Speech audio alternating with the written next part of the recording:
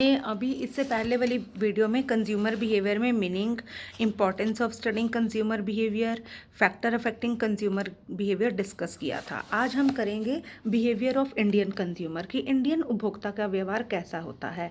पहला, सौदेबाजी, bargaining. Indian customers are perfect in bargaining. अपनी मदर्स के साथ बाजार चले जाओ, आपको पता चल जाएगा they are real experts in doing bargaining. Person बोलेगा मैडम 400 का प्रोडक्ट है, नहीं मुझे 200 का चाहिए, वो इतने में दे रहा है, वो इतने में दे रहा है। तो इंडियन उपभोक्ता जो है वो बार्गेनिंग करता है। दूसरा है प्राइसिंग टेंडेंसी। यहाँ का कस्टमर प्राइस को बड़ा इंपॉर्टेंस देता है। कई बार हम प्रोडक्ट पसंद होता है लेकिन प्राइस की वजह से छोड़कर आ जाते हैं, तो प्राइस सेंसिटिव है यहाँ के कस्टमर। ब्रांड कॉन्शियसनेस, कुछ लोग यहाँ के बड़े ब्रांड कॉन्शियस हैं, ब्रांड को बड़ी इंपॉर्टेंस देते हैं। ब्रांडेड प्रोडक्ट है तो खरीदेंगे, नॉन ब्रांडेड प्रोडक्ट है तो नहीं खरीदेंगे। तो ये एक इंडियन कंज्यूमर की पहचान है।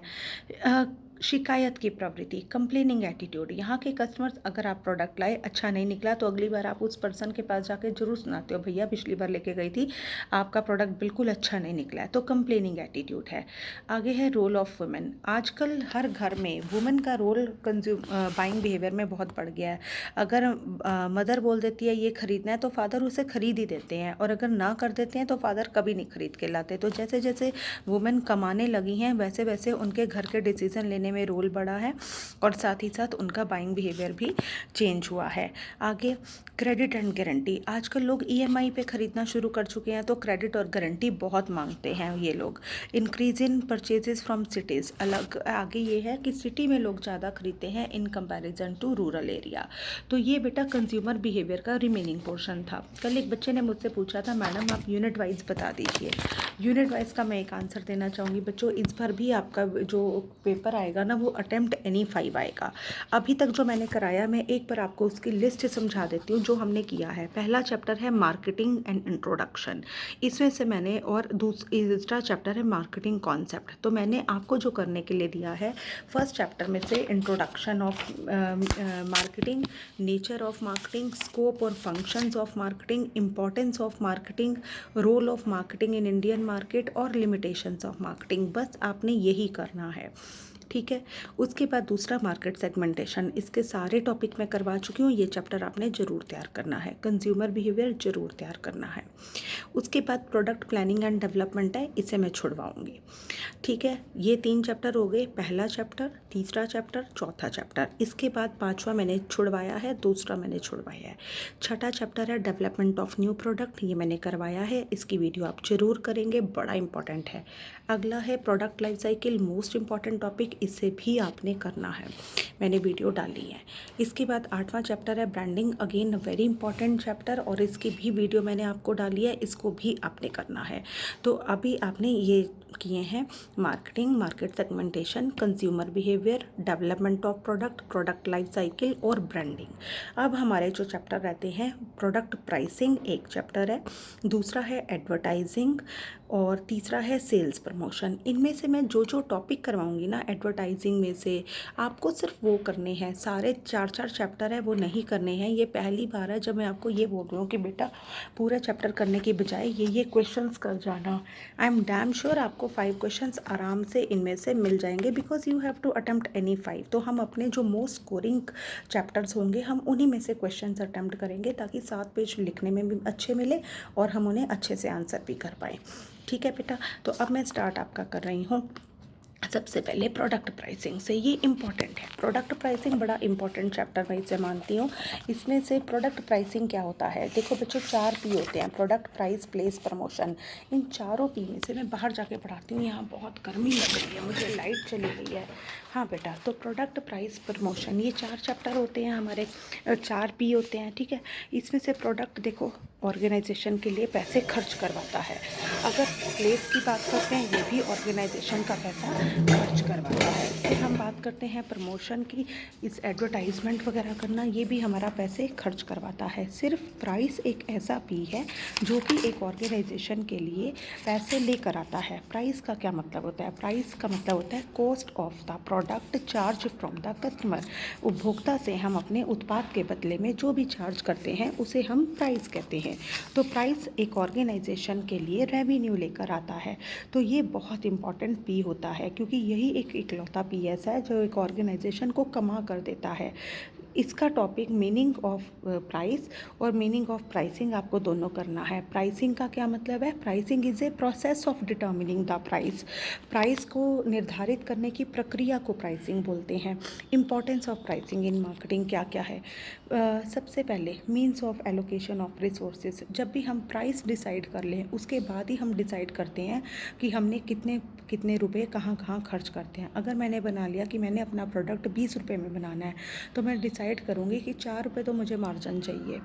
उसके अलावा जो 16 रुपये है अब उसमें मुझे प्रोडक्ट बांटना है, तो मैंने कितनी लेबर पे लगाना है, कितना मैंने रॉ मटेरियल पे लगाना है, कितना इलेक्ट्रिसिटी पे लगाना है, उसके हिसाब से बाद में डिसाइड होता है। हम लोग कभी मत सोचना, अब जनरली जो ऑर्गेनाइजेशन प्राइस डिसाइड करते हैं ना प्रोडक्ट का, वो पहले डिसाइड करते हैं और प्रोडक्ट बाद में बनाते हैं।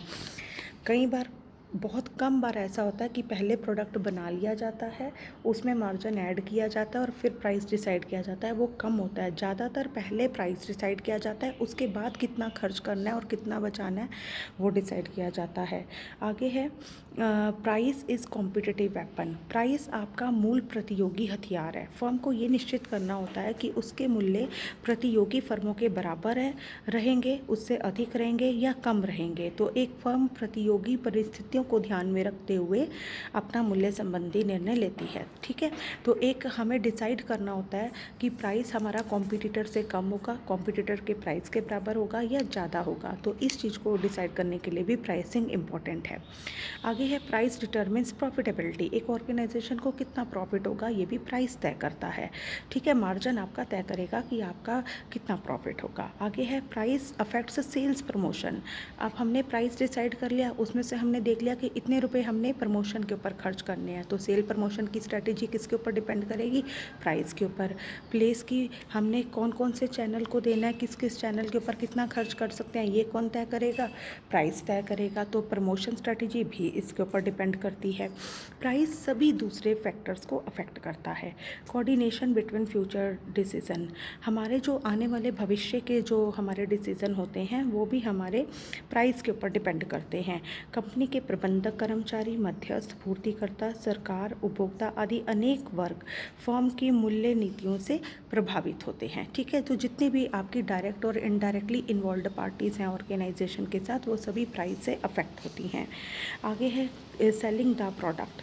विपणन मूल्य नीतियों की महत्ता उस बाजार स्थान की विशेषताओं पर निर्भर करती है जहां विपणन उत्पाद का विक्रय करना चाहता है। उन बाज़ारों में जहां कड़ी प्रतिस्पर्धा, नए उत्पाद प्रवेश की अधिक आवृत्ति, प्रतिस्पर्धियों के लागत ढांचे में अंतर होता है, वहां मूल्य निर्धारण का विशेष महत्व होता है। इसको मैं सिंपल भाषा में समझाती हूँ। सेलिंग द प्रोडक्ट, देखो मान लो मैंने अपना प्रोडक्ट फरीदाबाद में बेचना है, तो मुझे यहाँ के प्रोडक्ट मार्केट के अकॉर्डिंग अपना प्राइस डिसाइड करना चाहिए, ना कि अगर मैंने अपना प्रोडक्ट गांव में बेचना है तो उसके हिसाब से। गांव के लोग ज़्यादा पैसा नहीं खर्च करना चाहते, तो अगर मैं उस प्रोडक्ट का दाम ज़्यादा रख लेती हूँ तो हो सकता है वो मेरा प्रोडक्ट ना खरीदे। पर वही प्रोडक्ट अगर मैं शहर में अच्छे जगह पे बेचना चाहती हूँ महंगे प्राइस लगा के, तो मेरा प्रोडक्ट बिक जाता है। तो प्रोडक्ट का प्राइस उसको बेचने में भूमिका अदा करता है। आगे ये सभी कारण हैं। हम अपना एक्चुअली बेटा देखो, एक ऑर्गेनाइजेशन मार्केट में सर्वाइव ही क्यों करती है? क्योंकि वो प्रोडक्ट का प्राइस चार्ज करती है कस्टमर से। तो प्राइस चार्ज करने बिना कोई भी ऑर्गेनाइजेशन सर्वाइव नहीं कर सकती। अगर मुझे मान लो अपने कंपटीशन से टक्कर लेनी है, मैं अपना प्राइस थोड़ा सा कम कर दूँ, मेरा कॉम्पिटिटर हार जाएगा, मैं जीत जाऊँगी। आप देख लो ना, कॉम्पिटिटर जब कॉम्पिटिशन टफ होता है ना, तो वो लोग क्या करते हैं, एक दूसरे से जीतने के लिए डिस्काउंट ऑफर करना शुरू कर देते हैं। एक के साथ एक फ्री कर दिया, नहीं किया तो मेरा आपका प्रोडक्ट 20 का है, मैं 15 में प्रोडक्ट अपना लेकर आ गई, तो लोग 20 वाला प्रोडक्ट छोड़ देंगे, 15 वाला ख़रीदना शुरू कर देंगे। तो ये इंपॉर्टेंस ऑफ प्राइसिंग है कि सही प्राइस तय करना कितना इंपॉर्टेंट है। रिटर्न्स लेकर आता है। हमने जितनी इन्वेस्टमेंट की है ना, वो सारी रिटर्न हमें प्राइस के थ्रू ही आनी है। इसलिए ये बड़ा इंपॉर्टेंट डिसीजन होता है प्राइस करने का। अगला हमारा टॉपिक है कि प्राइसिंग के उद्देश्य क्या क्या होते हैं। प्राइसिंग के उद्देश्य बेटा हो सकते हैं आपका वो प्राइस स्टेबिलिटी हो सकता है। आप जब ये टॉपिक क्या है कि अगर आप प्राइस डिसाइड कर रहे हो किसी भी चीज़ का, तो किन किन बातों को दिमाग में रख के फिर आप प्रोडक्ट का प्राइस डिसाइड करना चाह सकते हो सकता है पहला पॉइंट मैं आपका प्राइस स्टेबिलिटी की ले लेती हूँ कि कीमत एक सेम रखना। ठीक है।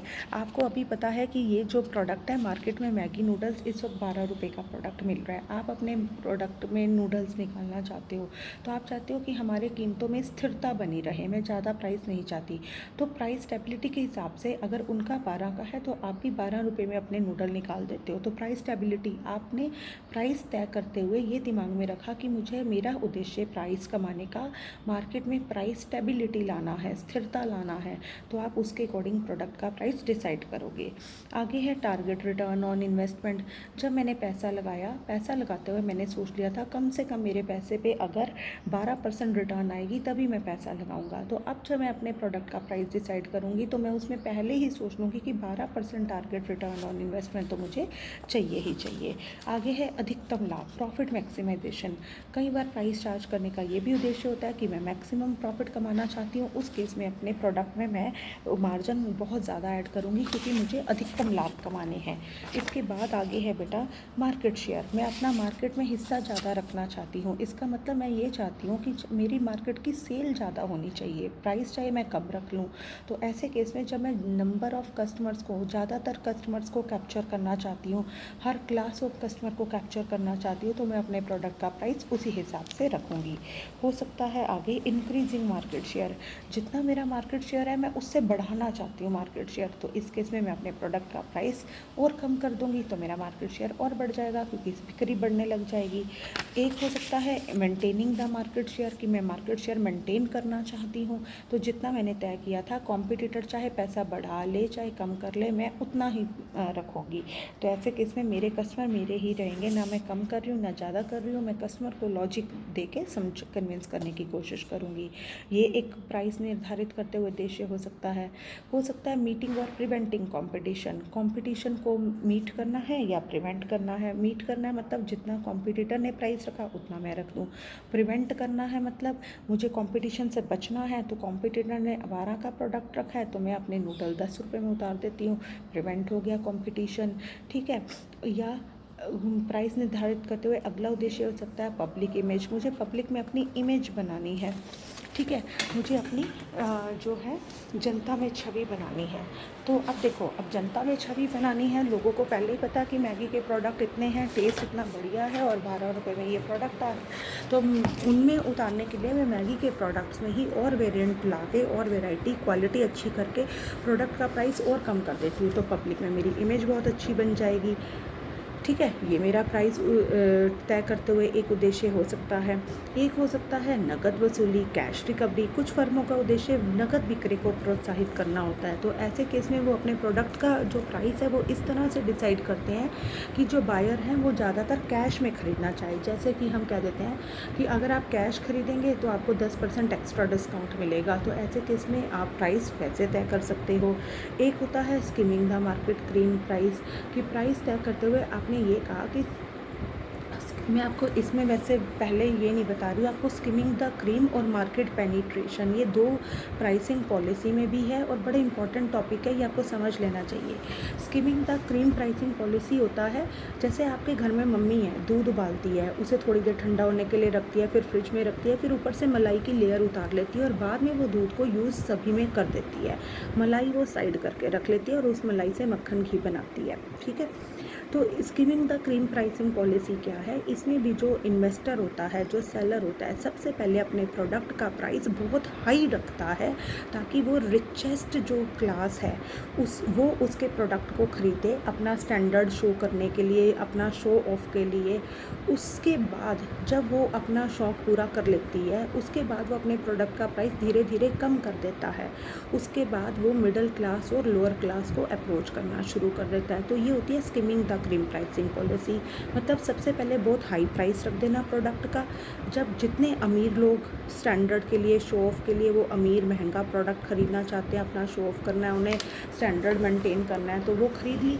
उसके बाद प्रोडक्ट का प्राइस धीरे धीरे वो कम कर देते हैं ताकि अब मैक्सिमम लोग उसे खरीदें। जैसे मिडिल क्लास को कवर करना है, लोअर क्लास को कवर करना है। जैसे कि मोबाइल फ़ोन के केस में होता है, जब भी कोई मोबाइल फ़ोन आता है ना, मैंने हमेशा देखा कि सबसे पहले वो मोबाइल का मॉडल बड़ा महंगा हुआ हुआ करता है, और जैसे ही कुछ टाइम बीत जाते हैं वो मॉडल थोड़ा थोड़ा सस्ता होने लग जाता है। तो ये होती है स्किमिंग द क्रीम पॉलिसी। मतलब पहले क्रीम को आपने प्रोडक्ट बेच लिया, आपकी जितनी इन्वेस्टमेंट आपने की हुई थी वो जल्दी से रिकवर होगी, जो थोड़ी बहुत बच गई वो अब आपने मिडिल क्लास और सोशल क्लास के लिए वो प्राइस रिड्यूस करके उन्हें बेचना शुरू कर दिया। उससे अब आप सभी तरह के कस्टमर्स को अप्रोच कर रहे हो। तो मतलब पहले मलाई उतार ली, फिर दूध को सब में बांट दिया। ये होती है skimming the cream pricing policy. तो आप इस पॉलिसी के अकॉर्डिंग भी आप अपना प्रोडक्ट का प्राइस तय कर सकते हो। आगे है बेटा मार्केट पेनिट्रेशन, पर बाजार प्रवेशक। ये क्या होता है? मार्केट पेनिट्रेशन का मतलब मार्केट में जब आप एंटर कर रहे हो तो न्यूनतम कीमत के साथ आपने एंटर करना है, ताकि मैक्सिमम लोग कम से कम टेस्ट के लिए इसे खरीदे, कम से कम वन टाइम यूज़ के लिए इसे खरीदे, और अगर उन्हें अच्छा लगे और वो उसके यूज टू हो जाए तो धीरे धीरे आप अपने प्रोडक्ट का प्राइस बढ़ाते चले जाओ। मार्केट पेनिट्रेशन प्राइसिंग पॉलिसी ये ज़्यादातर सभी प्रोडक्ट में, जितने भी डेली यूज़ के प्रोडक्ट होते हैं उनमें हमेशा मार्केट पेनिट्रेशन प्राइसिंग पॉलिसी होती है। आपने देखा होगा जो मैगी है शुरू में थोड़ी सस्ती थी, धीरे धीरे सबकी आदत पड़ गई तो रेट बढ़ गए। ऐसे ही सभी प्रोडक्ट, टूथपेस्ट ले लो, साबुन ले लो, शुरू में जो प्राइस आता है वो अगले महीने लेने जाओ 1-2 रुपये और बड़ा होता है, अगले महीने लेने जाओ 5-7 रुपये और बड़ा होता है। तो धीरे धीरे पैसे को बढ़ाते जाते हैं जब कस्टमर लोग उसके यूज टू हो जाते हैं। तो market penetration pricing policy generally उन कस्टमर के लिए होती है जो प्राइस सेंसिटिव होते हैं, जिन्हें कीमत का बड़ा इंपॉर्टेंट रोल प्ले करता है उनको खरीदने में या ना खरीदने में प्रोडक्ट में। तो यहाँ पर मार्केट पेनिट्रेशन प्राइसिंग पॉलिसी आप यूज़ कर सकते हो।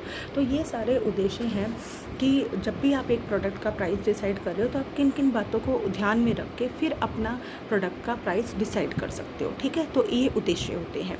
आगे है pricing the policy. Pricing policy कौन कौन सी होती है? ये वीडियो लॉन्ग है, मैं आगे डालूँगी।